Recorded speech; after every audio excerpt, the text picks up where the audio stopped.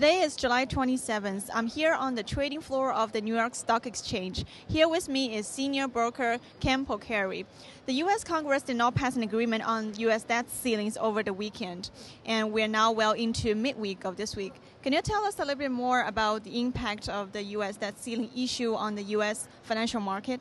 Sure. You know, what we're seeing and what we've really seen this week is nervousness and weakness in the market. Yesterday we traded lower, not in any such panic, but you can clearly see that people are starting to take risk off as a result of kind of the uncertainty that lays ahead. Today, again, is another weak day, certainly exacerbated by some negative macro data that came out this morning. But underneath all of that, you still have this conversation, this crisis down in Washington about not only raising the debt ceiling, but a potential downgrade of U.S. debt and ultimately a default, which I don't think is going to happen. And so therefore, I think talk of a default is probably overdone, but certainly a downgrade is very realistic. And the fact that they haven't been able to come to an agreement on raising the debt ceiling is certainly causing nervousness in our market.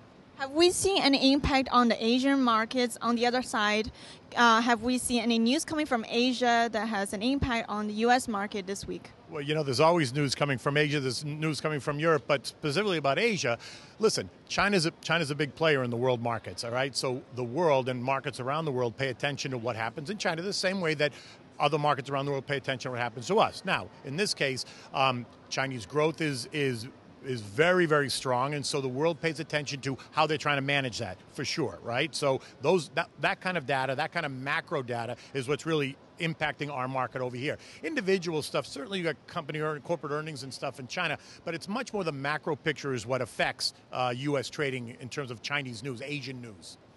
What's the general mood like on the trading floor regarding the potential default of U.S. debts or downgrading of the liquidity?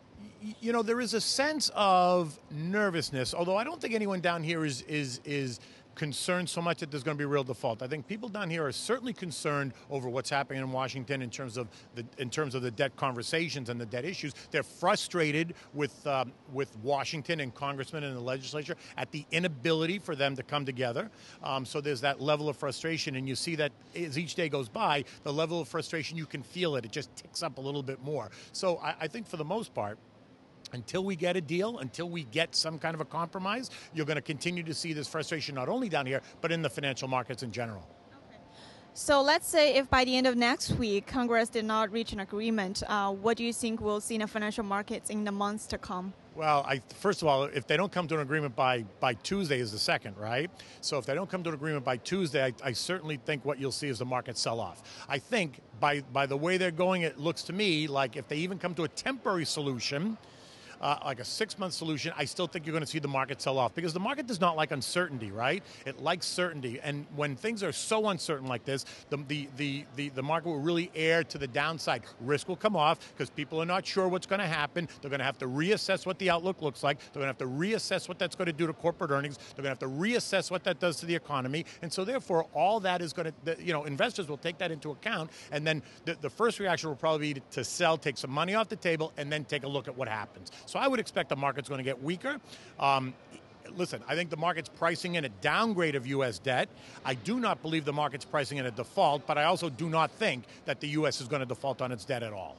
Thank you very much for joining me here.